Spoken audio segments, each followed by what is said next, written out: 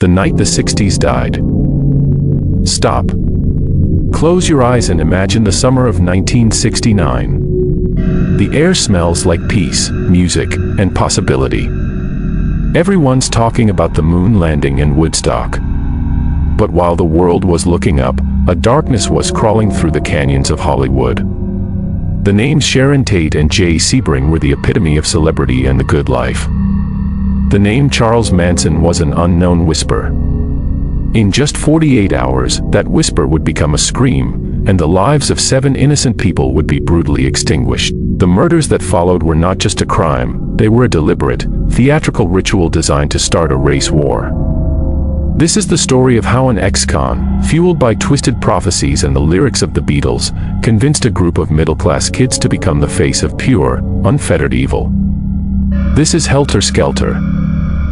The End of Innocence, Charles Manson and the Shadow of Helter Skelter. The year 1969 was meant to be the climax of the decade of peace and love. Hippies flocked to Woodstock, Apollo 11 landed on the moon, and a generation celebrated its perceived liberation. Yet, beneath the veneer of flower power, a profound cultural darkness was brewing. On 2 consecutive, brutal nights in August, this darkness erupted into a wave of violence that did more than just shock a city. It symbolically murdered the optimistic spirit of the American 1960s. This was the reign of terror of Charles Manson and his dedicated cult, the Manson Family. Part 1: The Making of the Monster, 1934 to 1967. Charles Millis Maddox, born in 1934, was an American tragedy long before he became a monster. His mother, Kathleen Maddox, was a 16-year-old runaway and alcoholic. His early life was a chaotic cycle of poverty, neglect, and institutionalization. By age 9, he was bouncing between relatives and reform schools, places that served not to rehabilitate him, but to harden his already twisted sense of self. Manson spent the next 2 decades, roughly half his life, incarcerated. Prison was his university. It was here that he cultivated the manipulative skills and pseudo-intellectual veneer he would later use to enthrall his followers. He devoured books on Scientology, practiced techniques for charming guards, learned to play the guitar, and absorbed various esoteric philosophies, twisting them into a crude, self-aggrandizing personal mythology. By 1967, Manson had served a long sentence for forgery and Mann Act violations. Paradoxically, having spent his adult life inside institutions, he was terrified of freedom. He famously begged the prison warden to let him stay, stating the prison had become his only home. When he was finally released, the 32-year-old career criminal was dropped into the epicenter of the counterculture movement, Haight-Ashbury, San Francisco. The birth of the family. Manson arrived in San Francisco equipped with a guitar and a messianic hunger for attention. He found a ready-made audience in the rootless, disillusioned youth flocking to the city, seeking meaning, community, and escape through drugs and communal living. Many of his early followers, predominantly young women from middle-class backgrounds, were vulnerable runaways burdened by personal trauma or rebellion against perceived societal hypocrisy. Manson offered them absolute authority disguised as absolute freedom. He controlled their drug intake, primarily LSD, their sex lives, and their thoughts, gradually shattering their existing moral compasses. The young women, including key figures like Susan Atkins and Patricia Krenwinkel, adopted him as their spiritual guru, father figure, and Christ-like prophet. They became the Manson family. By 1968, the family was nomadic, eventually settling at Spawn Ranch, a dilapidated, remote movie set outside Los Angeles. This isolation became critical. Shielded from the outside world, Manson began preparing his followers for the great prophecy he had constructed from his own paranoia and warped interpretations of popular music, primarily the Beatles' White Album. Part 2: The Gospel of Helter Skelter. Manson's fundamental belief system was a monstrous collage of racism, narcissism, and apocalyptic fear, centered on the phrase, Helter Skelter, taken from a raucous Beatles song he misinterpreted as a coded message to him alone. The apocalypse foretold. Manson preached that a catastrophic race war was imminent, a brutal, violent struggle between the black and white populations of America. He claimed the Beatles, through their music, were alerting him to this truth. Manson predicted that the black population, the blackie, in his twisted parlance, would rise up and commit a series of heinous, bloody murders against wealthy white society, thus igniting the war. The family's role, according to Manson, was not to fight, but to survive. They would retreat to a secret hideout, a mythical hole in the ground deep within Death Valley, where they would wait for the slaughter to end. After the black population won the war, they would, in Manson's profoundly racist vision, prove themselves unable to govern. It would be then that Manson and his family, the only surviving, pure white people who understood the true meaning of the conflict, would emerge to rule the shattered world. By the summer of 1969, Manson grew impatient. The war wasn't starting on his schedule. He declared the family would have to show the black community how to commit the murders, making them so shocking and bizarre that they would be immediately blamed on a revolutionary black group like the Black Panthers. This was the final step, to perform the heinous acts necessary to kickstart Helter Skelter. Part 3: The August Killings.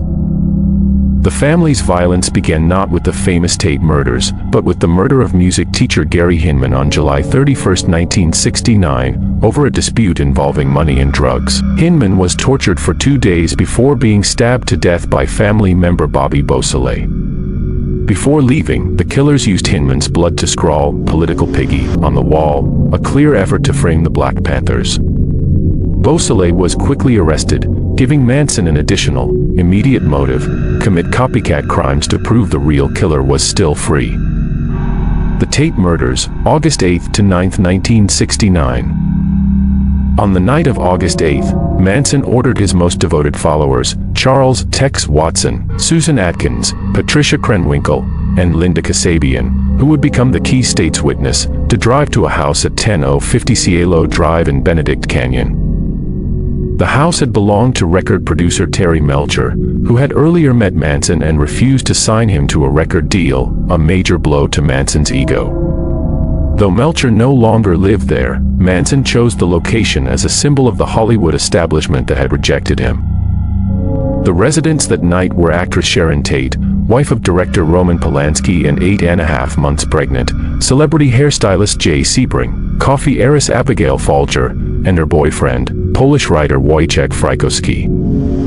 1. Stephen Parent, an 18-year-old visiting the property caretaker, was the first victim, shot in his car in the driveway as the family entered the property. 2. Inside, Watson rounded up the 4 victims in the living room. Sebring attempted to defend Tate, arguing the danger to her pregnancy, and was immediately shot and stabbed. 3. A chaotic, brutal chase ensued as Frykowski and Folger attempted to flee, only to be caught, stabbed, and bludgeoned to death on the lawn and driveway.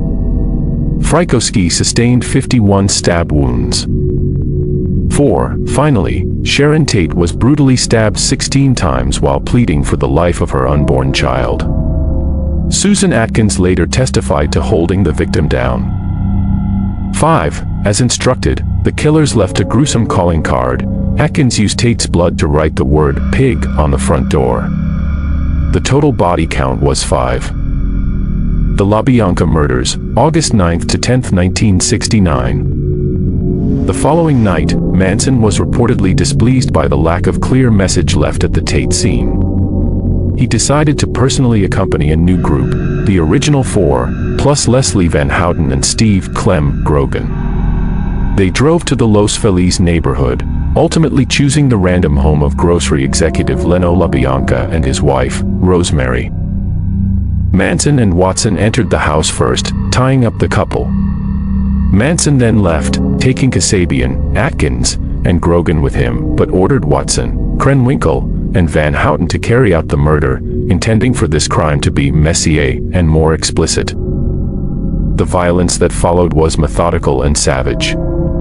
Leno LaBianca was stabbed multiple times and had the word "war" carved into his stomach with a knife. Rosemary was stabbed 41 times. The group smeared blood on the walls, writing "Death to Pigs, Rise," and a misspelled Helter Skelter on the refrigerator. These phrases were intended to be a direct, unmistakable signal to the police, the media, and the supposed black revolutionaries that the race war had begun. Part 4: The Investigation, Trial, and Legacy. The 2 nights of murder paralyzed Los Angeles.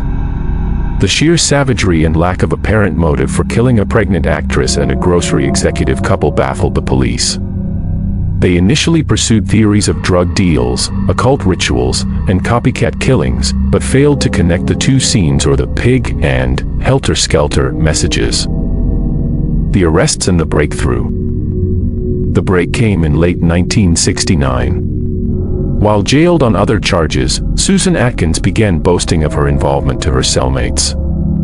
Her gruesome confession directly linked the Tate murders to the bizarre Manson family from Spahn Ranch. The prosecution, led by Deputy District Attorney Vincent Bugliosi, faced a monumental task. Since Manson was not physically present at the Tate murders, they had to prove he was the absolute mastermind who ordered the killings. Bugliosi built his entire case around the motive, Helter Skelter. The prosecution successfully argued that Manson's fanatical, twisted prophecy was the conspiracy that fueled the murders, making him legally responsible for every death. The trial itself, beginning in 1970, was a theatrical nightmare. Manson and his female defendants carved X's into their foreheads, which Manson later changed to a swastika, and disrupted the proceedings with bizarre outbursts, chanting, and attempts to intimidate witnesses. The testimony of Linda Kasabian, granted immunity, was the crucial element, providing a horrifying, eyewitness account of the 2 nights of blood. Conviction and cultural aftershock. In 1971, Charles Manson, Susan Atkins, Patricia Krenwinkel, and Leslie Van Houten were all found guilty of first-degree murder and conspiracy. Charles "Tex" Watson was convicted in a separate trial. All were sentenced to death, though their sentences were commuted to life in prison when California temporarily outlawed the death penalty in 1972. Manson remained incarcerated until his death in 2017 at the age of 83. The Manson family murders shattered the idyllic fantasy of the 1960s counterculture. The idea that free love and dropping out could lead to a deranged, murderous cult led by a petty ex-con who preyed on vulnerable youth was a shock the American psyche never fully processed. Manson became a symbol of irrational evil and the dark consequence of unchecked ego and absolute psychological control, forever cementing his place as the defining figure of true crime horror.